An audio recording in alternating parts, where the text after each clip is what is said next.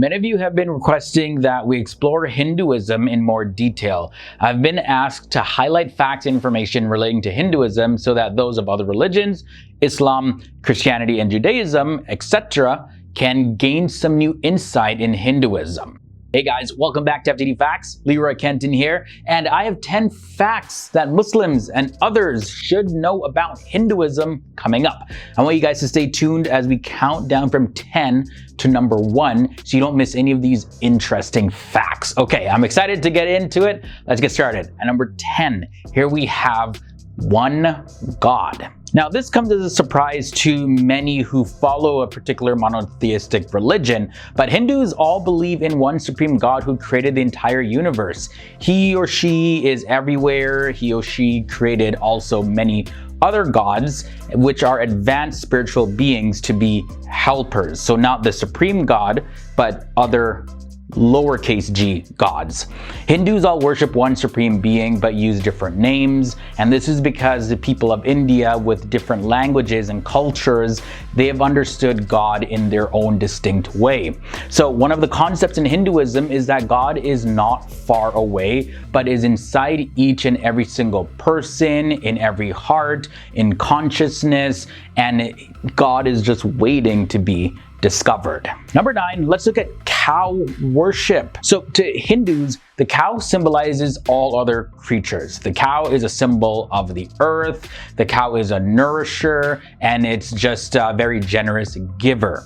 The cow represents life and sustenance on this planet, and you'll notice that at festivals, some Hindus may decorate and honor cows, but they do not worship cows in the sense that they worship the creator. According to the Rig Veda 4:28, 1-6, it says, "The cows have come and have brought us good fortune. In our stalls, contented may they stay. May they bring forth calves for us, many-colored, giving milk for Indra each day. You make, O cows, the thin man sleek. To the unlovely you bring beauty. Rejoice our homestead with pleasant lowing. In our assemblies we laud your vigor." Number 8 brings us to karma. Karma is actually a natural law of the mind, similar to gravity is a natural law. So just as God created gravity to hold some order to the physical world, he also created karma as a divine law, and this law helps to govern justice and injustice to make life fair. Karma automatically creates the appropriate future experience in response to current actions. Karma simply means action or cause and effect. And when something happens to us, for example, that apparently is bad or unjust, Hindus view it not as God punishing us, but it's actually a result of a past action. Next up, reincarnation. Carnate means of the flesh, and reincarnation means to, well, re-enter the flesh. And this is something that Hindus believe in. Life and death are realities for everyone, and Hinduism teaches that the soul never dies, but it actually inhabits one body again and again. It's comparable to a caterpillar's transformation into a butterfly. So like physical death is the natural transition for the soul as it continues its journey until it becomes one with God. And that's when it inhabits a new body over and over and over again. Yoga is at number 6. The original meaning of yoga pretty much translates as oneness or union with God. And the term yoga, however, refers to a wide range of Hindu practices. So it's really important to specify what type of yoga you're referring to when you say yoga. In modern usage, though, yoga typically refers to hatha yoga. And this is where you perform yoga postures or asanas, which are based on Hindu scriptures.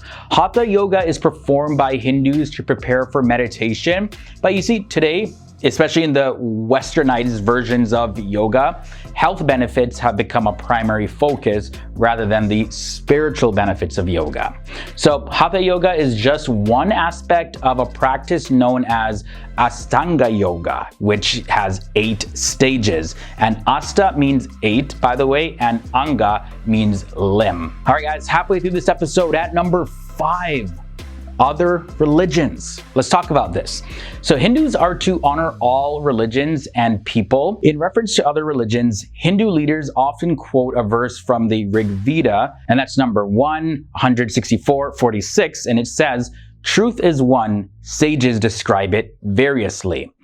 This, by the way, describes the idea that there can be multiple valid viewpoints about the Supreme God and the Supreme Reality. As a matter of fact, Dr. Sarvepalli Radhakrishnan, who is a philosopher and a former president of India, he stated this, and I quote, "The Hindu recognizes one Supreme Spirit, though different names are given to it." Let's talk about meat eating up next.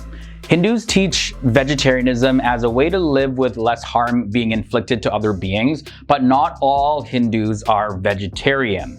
This can be a very sensitive topic to discuss since there is no strict commandment about this. Rather, you'll find some counsel in Hindu sources about how to treat living beings. Like in the Yajur Veda 36:18, it advises people to show kindness towards all other living creatures. Idol worship. Let's talk about this real quick. Hindus do not worship statues and objects as God. They rather worship God through the particular images. To explain this icon worship, as it's called, it's important to note that Hindus believe God is everywhere in all things, whether it's a rock or animal or people. And a Hindu can see God in rocks or water or fire or the air or even inside their own soul. All religions have symbols of holiness that help connect them to the divine. For example, Christians have the cross or statues of Mary, Muslims have the Kaaba in Mecca, and Jews had the Ark of the Covenant. So these things do not take the place of the one God, rather they are symbols that help one connect to God according to their various religious beliefs. While we're on the topic of God, we have to look at God marriage. Commonly in Hinduism, God is represented as a male, and God's energy or Shakti is personalized and represented as its female spouse, like in the case of Vishnu and Lakshmi. And in Hindu art and mythology, you'll see that God is depicted as this divine couple. And when it comes to the philosophy behind this, God and God's energy are actually one, they're inseparable.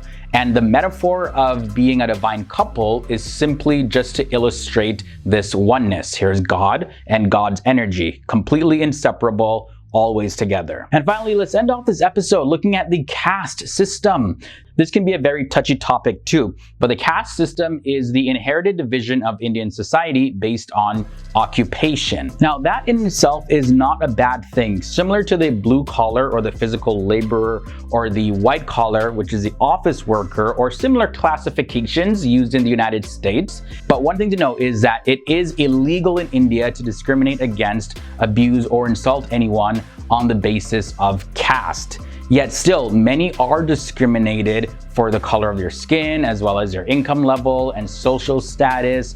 And the mistreatment of people is actually not a Hindu teaching, and more Hindus are despising this caste abuse and are taking actions to end it. And just like that, we made it to the end of another episode here on FTD Facts. Hopefully you guys enjoyed this look at 10 facts Muslims should know about Hinduism. Definitely, I want to hear your thoughts and comments down below. Hopefully you found this video educational as well as entertaining. And if you do have any future topics that you want to see featured here on FTD Facts, you're more than welcome to let me know down below. If this is your first time here, subscribe and ring the bell to be notified when new videos are posted. Here on FTD Facts, we explore the various different countries, cultures, religions, and people of our world. So if those topics interest you, join the FTD Facts family, and I'll catch you guys in the next episode.